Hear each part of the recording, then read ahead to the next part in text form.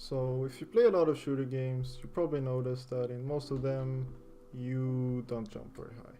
And it's the same thing with Paladins. Pretty obvious why, because if people were jumping crazy high all the time, it would be hard to hit headshots, it would be hard to hit projectiles and splash damage, etc. So it's a good thing, but it does make things harder with maps. For example, if you want to have stuff like this in your map and you want players to be able to get on top of them, then you have to find a way to work around that. And the way that the Paladin devs chose to approach this issue is if you are close to a solid object and you are looking at the direction of it, you will jump higher. How close do you have to be? Let's see.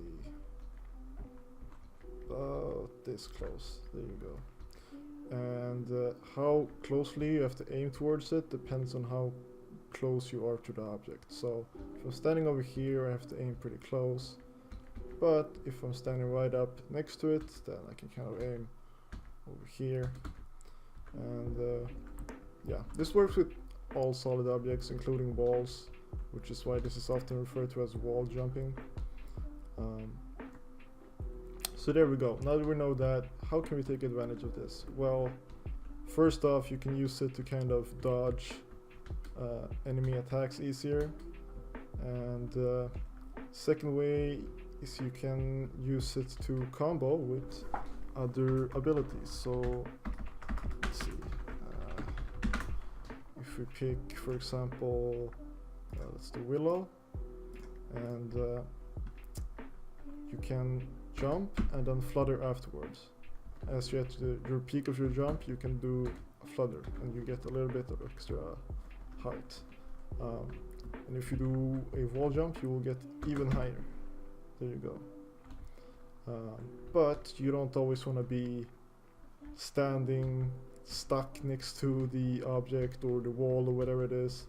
So what you can do is you can kind of launch yourself off the object like this.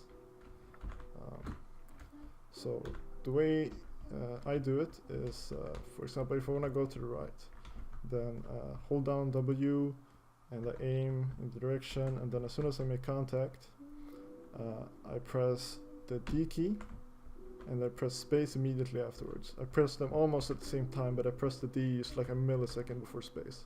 And then as soon as I press space, I aim to the right. Okay, it's important you press space before you aim, because if you aim away before you press space, then you're not going to get the bonus jump, because you have to be looking at the object. Okay, so W, D space, look away. There you go.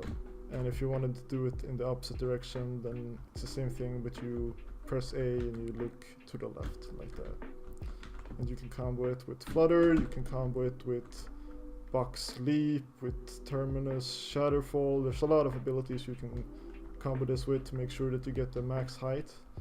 And it can help you to get up to certain places and just to dodge enemy attacks better and things like that. And another thing I wanna talk about, even though I've talked about this before, the pip weightless ability is super highly affected by wall jumps.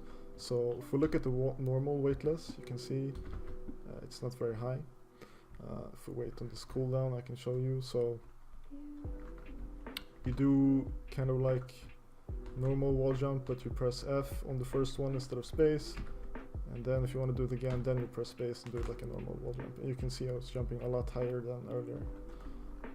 So yeah, it's amplified by like, it feels like 3 times as much if you're doing a wall jump than if you're doing just a normal weightless jump. So that's a big thing to keep in mind if you're playing a lot of pip, is you should definitely take advantage of wall jumping when you're doing your weightless, and you can get up crazy high places.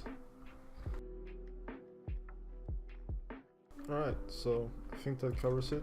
If you have any questions, you can write it in the comments and I will respond as soon as I can. And if you like these type of guide videos, then let me know, because I could certainly do more. They don't take up too much of my time. Yeah. thanks for watching.